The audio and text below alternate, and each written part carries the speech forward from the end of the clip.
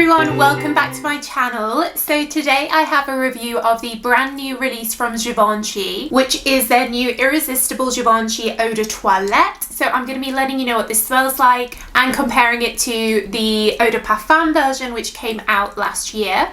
If you're new here, then hi, welcome. We're all about perfumes, so check out my hundreds and hundreds of other videos.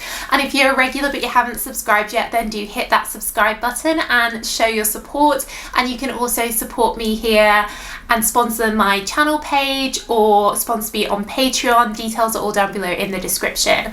And as always guys, I will leave links to where you can buy these perfumes in the UK, Europe and North America down below in the description box. Cool, so Givenchy, if you're a regular here, you'll probably know that I really love the brand Givenchy. I find their fragrances really special, really underrated, and particularly the irresistible perfumes. There's been a number that came in the tall bottles, very irresistible, and now these new irresistible Givenchy ones. They all have a really interesting rose note in them, which gives me a very sparkling, almost otherworldly feel, which no other fragrance has, but all these irresistible ones seem to have this thing. It's really hard to describe, but it's like a very special type of rose and I love it. It's very fresh and mysteriously pretty, I think. So the Eau de Parfum version came out last year. It has the rose in. It also has a lot of pear in fact pear probably more so than the rose,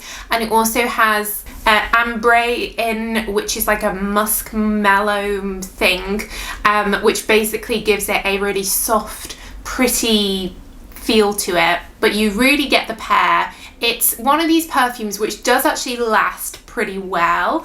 I've been wearing this for about 3 hours now and I can still smell it on me, but it's a light smell, you know, it's pear and a very, very fresh, dewy rose. It's not a heavy fragrance, it's a light spring, summer, daytime smell, but it just gives you this otherworldly, ethereal vibe all around you, which I absolutely love. I find this one really addictive. So I was super excited when they released a new version to see what that smelled like. So here's the Eau de Toilette. You can see it's the same bottle, but it has a slightly more pink liquid. And the packaging looks almost identical. It just says Eau de Toilette and this one says Eau de Parfum. So quite easy to confuse them, so look out for that. The Eau de Toilette is a different smell. It's not just the same smell but lighter. It doesn't have the pear in or the musk mallow in. Instead, it's just a very simple rose. There's a cassis note in here and there is an iris note which is in the original, but I can't smell iris in the original at all. But in the Eau de Toilette it does come through. So this is a very light Eau de Toilette. It's a very, very soft, delicate, innocent rose smell, like a rose water. And then the cassis here gives this a green, kind of warm vibe to it. It's not blackcurranty or sweet like cassis can make a perfume. It's not like that at all. It feels like a green rose. It's super, super light, so I would say this is for really humid weather or for someone that wants something really refreshing and light. They like rose, but they really want something very light. And perhaps if you want more rose from the original, you could layer them and mix them together. But I've been wearing one on each wrist, and the Eau de Parfum I could really smell. I couldn't really smell the Eau de Toilette. The Eau de Parfum was winning, and after a few hours, I can still both smell them when I put my nose to my wrist, but the Eau de Parfum is the only one I can still smell without actually like smelling my skin, and that's what you'd expect from an Eau de Parfum versus an Eau de Toilette.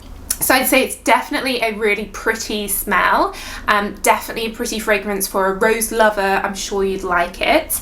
But it isn't like the original because it doesn't have the pear in, and the pear was my favourite thing about the original. So if you're a pear lover like me, if you love your Jimmy Choo, which is all about the pear, then you must try this original. It's really beautiful.